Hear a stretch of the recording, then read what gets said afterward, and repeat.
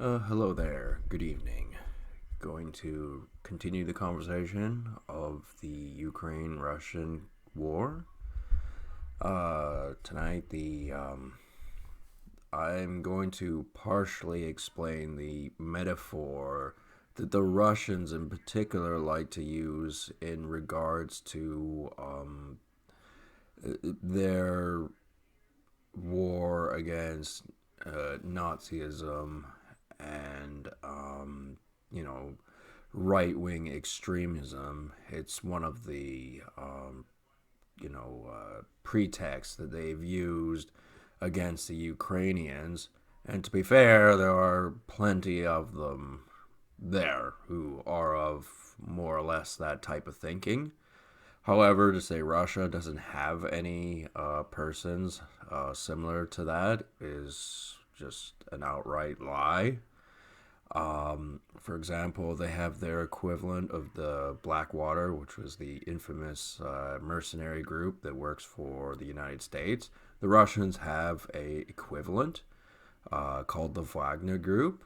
It was named after the composer, and they are neo-Nazi run, supposedly out of South America, but realistically, they could be anywhere that'd be willing to accommodate their needs to be there to sort of push forward pro-Russian ideology. Now, they're actually technically illegal in Russia, but that's one of those, it's on paper kind of rules, but it's not actually the truth. The Russians will use any tactics to win this war because it may be their last chance at empire. Anyway, but I'm going to compare a character very popular amongst, Soviet and now Russian propaganda. And this is the story of Friedrich von Paulus in the Sixth Army. A lot of people drop the von off of his name. That is historically inaccurate. His name is Friedrich von Paulus. The von is there. I mean, there were a lot of vons in the German army and in German common names anyway. Okay, let's take back to the battle for Stalingrad. It was lost to by the Nazis when Chuikov failed to defend it. Hitler's orders were for Paulus to enter Stalingrad and cut off the Volga so that the German South Army could reach the oil fields. In the end, this became too far of a stretch for the Sixth Army. It couldn't feasibly be done. They weren't prepared for the Russian winter and all of that aspect. I don't need to go through with you how cold it gets there.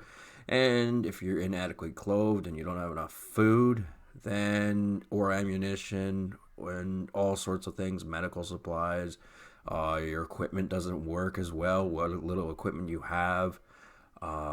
Your combatant is putting up a more fierce resistance than you expected. These are all factors.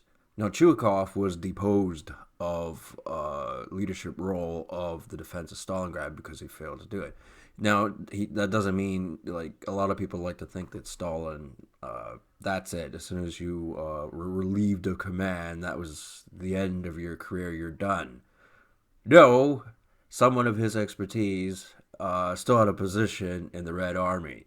It's just now that another figure by the name of Zhukov took forward. And this is stuff that, I don't have to explain to some people, but there are other people that, they need an abridged version of it to sort of understand.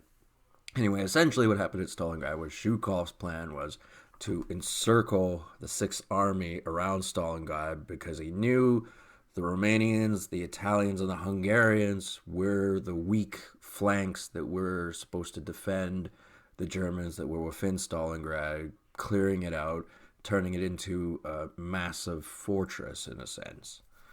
And it ended up becoming mostly a grave site, but a number of German soldiers were captured and interned in gulags for a good 15 years.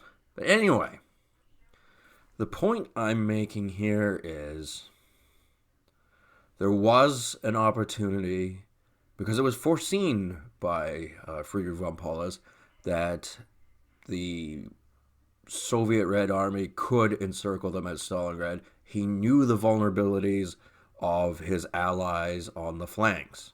And knowing that, he would have had time to see the attacks on both sides and know exactly what the Soviet army was planning on doing. Because that was a similar strategy that the Germans had used many, many times in World War II to capture large pockets of Soviet troops. By the way, the Germans caught a lot more Soviets than the Soviets caught Germans in that encirclement. They I think, I forget the exact number. I think it was like barely 100,000, give or take. If you count the ones that held out after von Paulus's surrender. He surrendered himself too. And there was a point in time where he must have contemplated, let us, him and the Sixth Army, break out of Stalingrad and find a more defensive position somewhere further west, contrary to what Hitler wanted. A more of a von Manstein approach towards things. He was more into a defensive type of war rather than, forward action, which many of the German generals were. By the way, a very good documentary to watch, and it takes a little bit of patience, not because it's, boring or anything like that. It's just very, very, very, very long. And that is Anything by a man named Tick, T-I-K, just put T-I-K, World War II, and you're going to see this English guy talking, and he talks for a long time because it's a complicated situation. If you have the patience, I highly recommend it because he talks about many, many things, and they're important to understanding what exactly happened. So anyway, what I'm getting at is, why did Friedrich von Paulus not break out of Stalingrad, save most of his army, perhaps and probably even better protect Germany? Why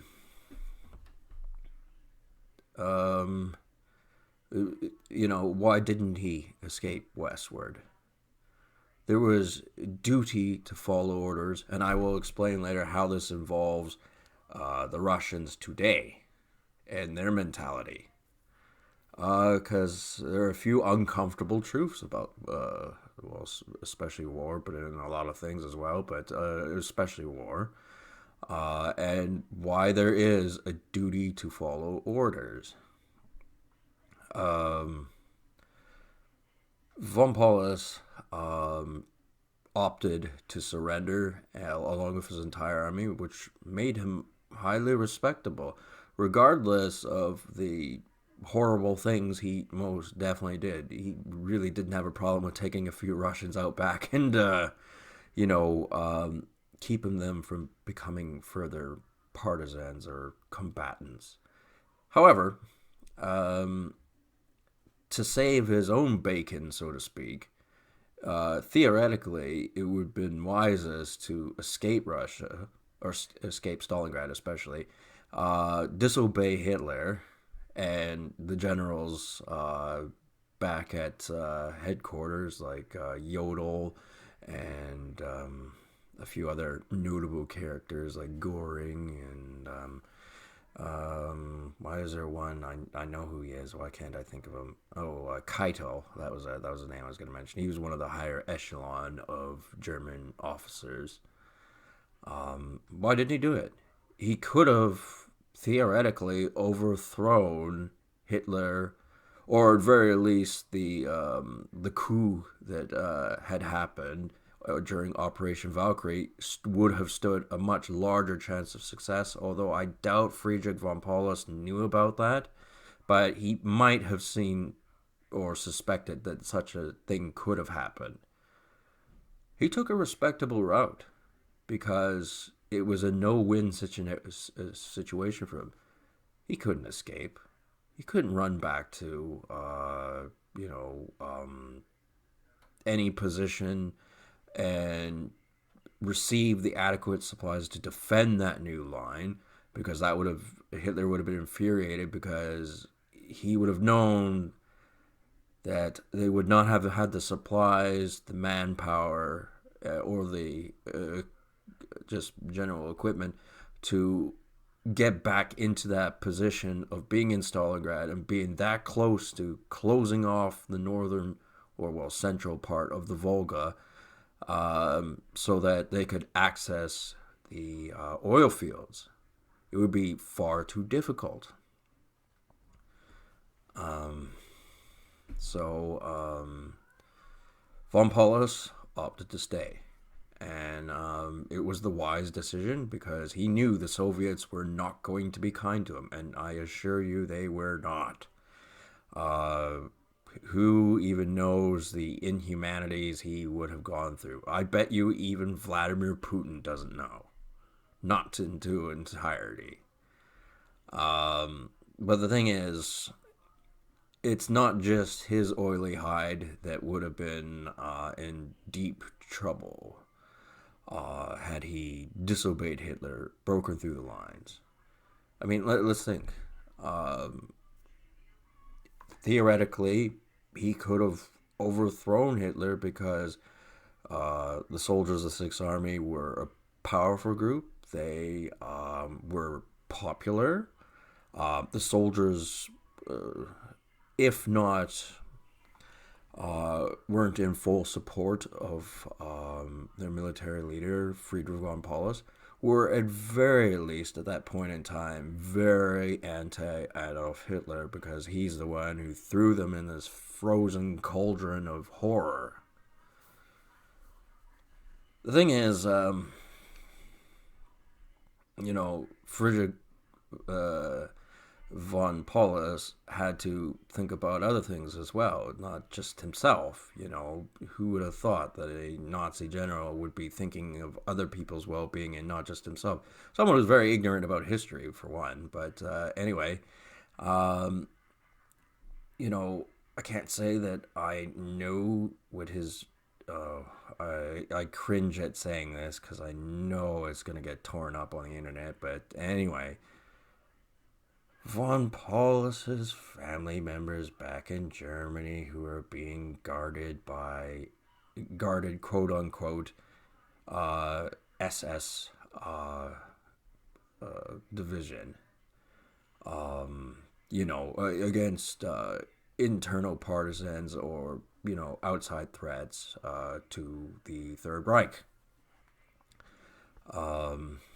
In doing so, Adolf Hitler would have ascertained the loyalty of Friedrich von Paulus to go down with the ship. And he did, along with his entire army. And his entire army probably didn't like Friedrich von Paulus for his decision. There were probably many of them who were like, we can't surrender the Russians. We know what they're going to do to us if we do that. But he never gave the order, and it was never passed down, and no significant amount of Nazi Germany soldiers of the Wehrmacht escaped. A few of them did through the Luftwaffe, but not in any real significant numbers. And let's get to the point.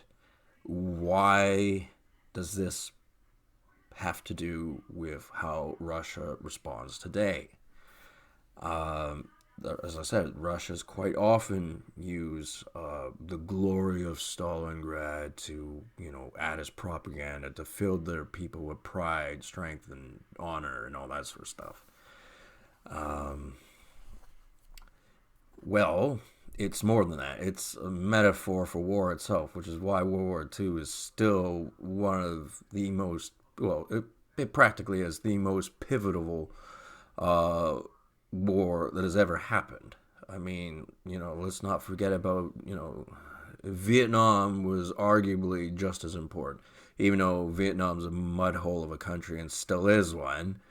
It was a battle between the Western powers and the cold, communist bloc. So, in a sense, that was a proxy World War III. It already happened. World War III already happened. And arguably it did during the Korean War, too. That was part of it. It was part of the larger Cold War, which took decades to solve. Um, anyway, these Russian generals, which I'm sure if you looked them up on YouTube videos or on the television or just Googled who the leaders are of the Russians in this conflict, you would probably get a fair amount of names. But you have to remember, in every army, the general is not highest in command, or nor is there only one or two or three or four. There's like hundreds of them, and there's many, many different tiers of how powerful they are or how useful they are. There's a difference between being powerful and being useful. Um, you take General Zhukovsky of the Polish army, who presented Stalin with a list of missing Polish officers. That took balls made of steel to do that, because he knew what kind of a guy Stalin was. But he went there anyway because he was maybe trying to climb the ranks, but he was also going, the Polish military was going, somebody has to go and do that. And meeny, meeny, miny, you. It's a job nobody wants. Um, yeah, in saying that there are many, many generals and things like that, you're not going to get all their names on the internet. You're not going to get most of their names on the internet or on any Western media spot, because the war is still undecided, for one thing, and for two, they just don't talk that much about it because I don't want people understanding exactly how a military war machine works. It doesn't work by politeness, kindness, or, the idea that they're all comrades, because there are a lot of things that are really, really offensive about the army within itself. Not just, what they do to other people, but the army, all armies within themselves are quite despicable. I mean, they just are, for the Russians today, there are a lot of generals that go, what about little Ivan or little, what's a name for a Russian girl? I don't know, Anastasia or something, I suppose. Anyway, yeah, the Russians today, they still need their generals who wanted to win awards, who wanted to climb the ranks, who were eager to fight the Ukrainians because they figured it would be an easy victory. They figured, well, okay, we're taking a big chance, but there's no way we're going to lose, so therefore there's no problem. That was kind of the same with the Germans, actually. And then when things started going bad, that's when they started panicking. And that would be the same thing for the Russians. So the idea of losing is not in their vocabulary. Although technically they have to be convinced to leave peacefully, which would in fact, be losing for the Russians because they did not ascertain the things they wanted to do. I'm only just seeing a couple of videos here and there that I haven't watched, but I've seen that they're there, of their desire of turning Ukraine into a landlocked country, which was my argument right from the start, that they wanted the Black Sea and they wanted most of it to themselves, and they'll take it from Turkey eventually if they're able to take it away from the Ukraine. And then that will mean no one in the real NATO and the Western powers, because let's face it, nobody likes Turkey. Nobody does. Try asking a Greek person if he likes the Turks. I mean, I'm not being mean or anything like that. I'm just saying that's what it is. If you want to look at them as a country, is what I'm saying. The country of Turkey is not well liked around the world. Just ask the Brits and what happened to them in previous conflicts, where military blunders led to terrific Turkish victories. And then there were the Ottomans before that and all that kind of stuff as well that we didn't particularly care for.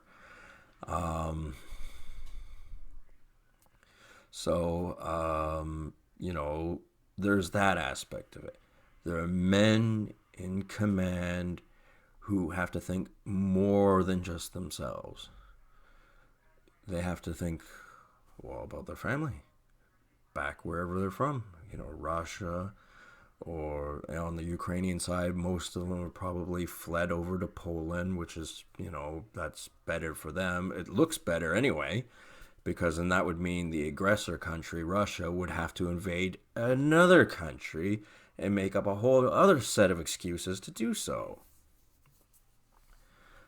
Whereas the Russians, their military leaders, their family members are happy and safe back home in Russia, where Putin, as he did used to look like a benevolent human being, couldn't do no wrong, despite, you know, his strength of character and his iron will to govern the Russian people. He looked as though he wasn't the type to start a major conflict. And as hard as this is for some people to understand, I'm actually not totally mad at Vladimir Putin. I don't like what he's doing. I don't agree with his policies, but they're not entirely his at all. If you knew anything about Vladimir Putin, you know he was groomed for the position he was in when he was just a young officer in the KGB.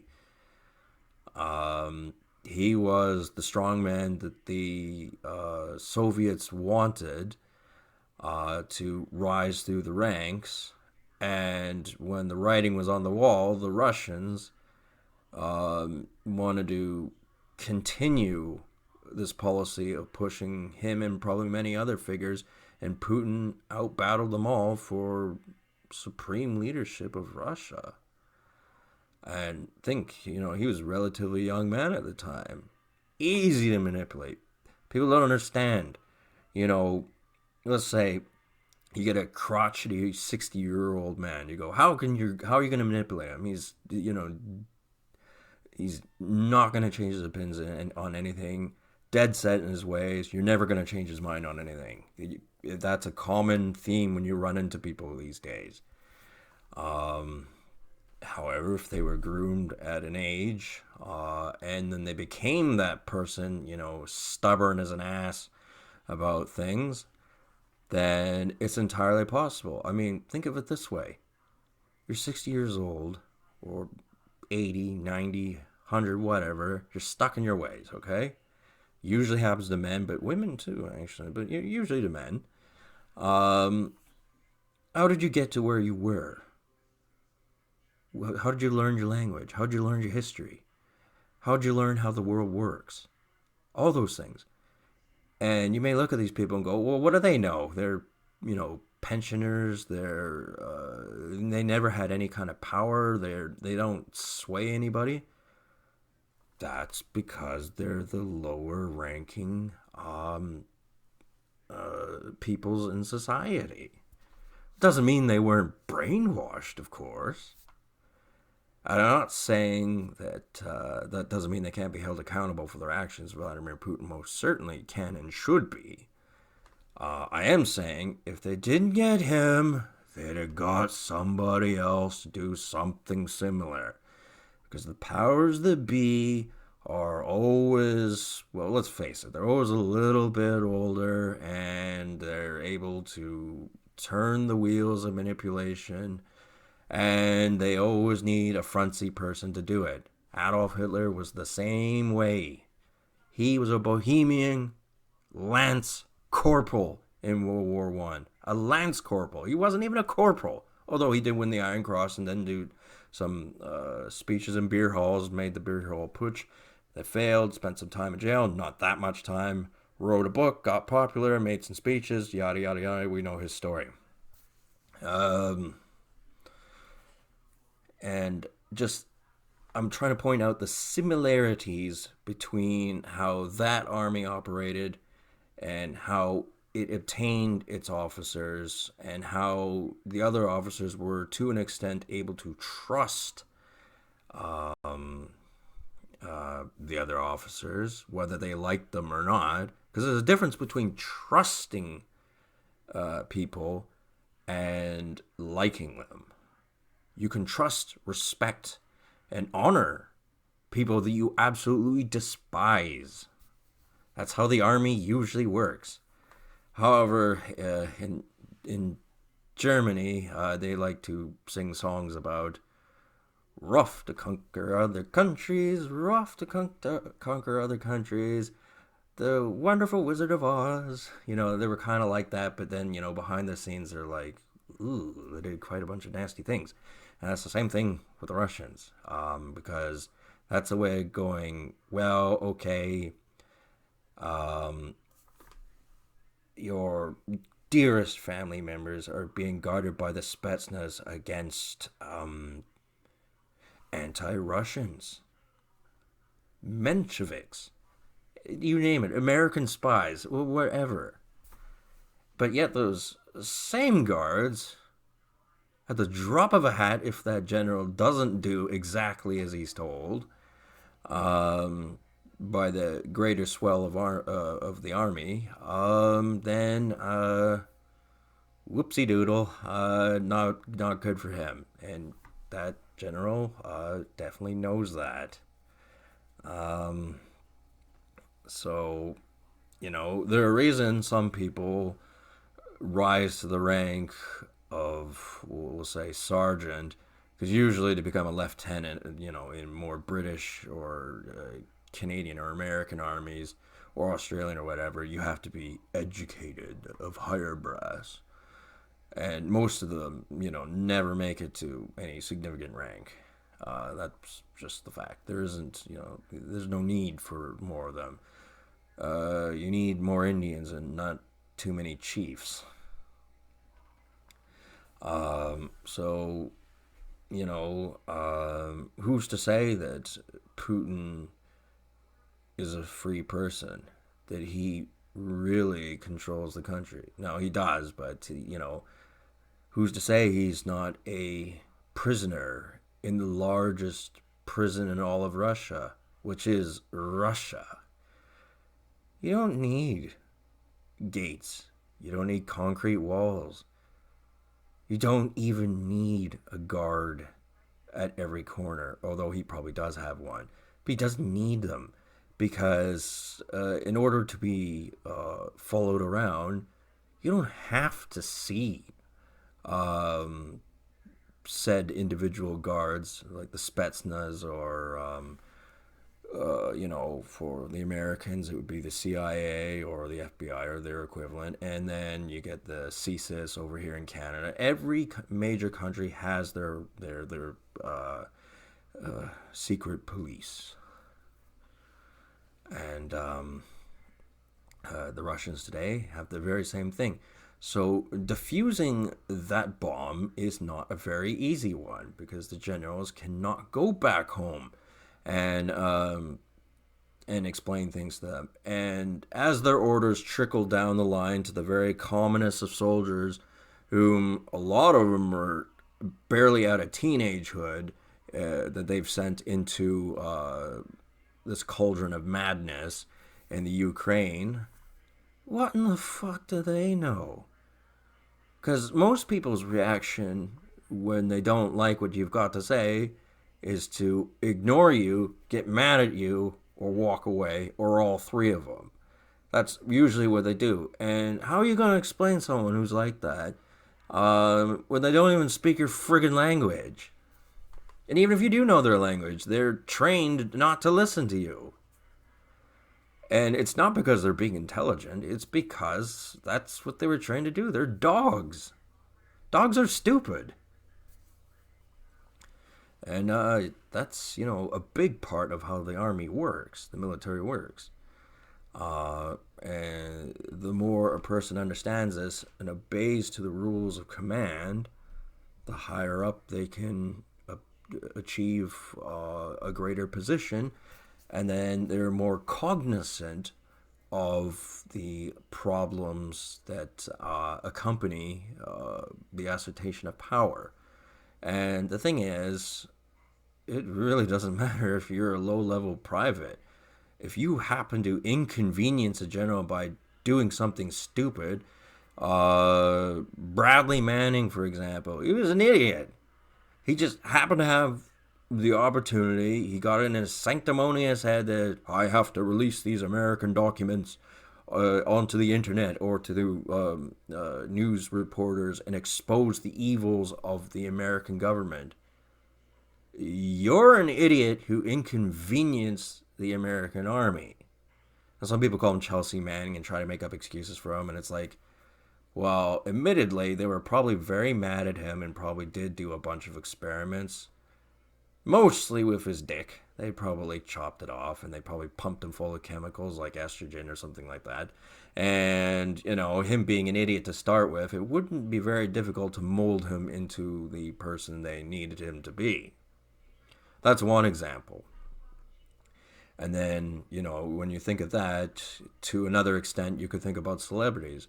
They were groomed for that position. You take like a Justin Bieber, for example. He started off as poor. But for some reason, somebody thought they could manipulate him, control him.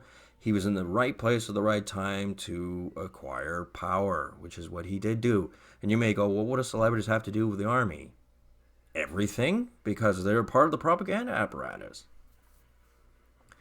And that's a big part of what the military does, is establishing a propaganda apparatus. So he was useful, which a band, which is kind of hard to admit, but anyway, I listened to a little bit of it when I was younger. Aqua, you might have heard of them. Lead singer's a woman with a weird voice, whatever. Anyway, she said this is one of the quotes that I actually do really appreciate that she said in one of her music videos, was that the worst thing in life is being useful. Because useful could mean anything. You don't have to be very bright. You don't even have to know you're being useful. And if somebody finds that you're being useful, they can put you in a situation, theoretically, if they can have the power to do so or the knowledge to do so, where you're helping them and maybe you're getting nothing out of the deal. And that would just be not very good. And, this is all swaying from the topic of what's the metaphor here between the Russians and the Third Reich Nazis of getting on a century ago. Not quite there, but I'll be old enough to see that the Nazis in their regime will be a century old. Easy. I'll be old enough to see that.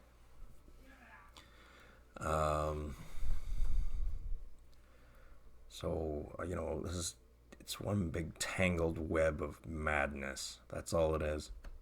And no, do not watch Doctor Strange in hopes of figuring anything out. I know he's multiverse of madness. It sounds like what the direction I'm leaning in, and it's not. You're not going to learn anything of any importance from there. Somebody could give me the abridged version if they really feel like it. Like put a YouTube clip up in a year or so.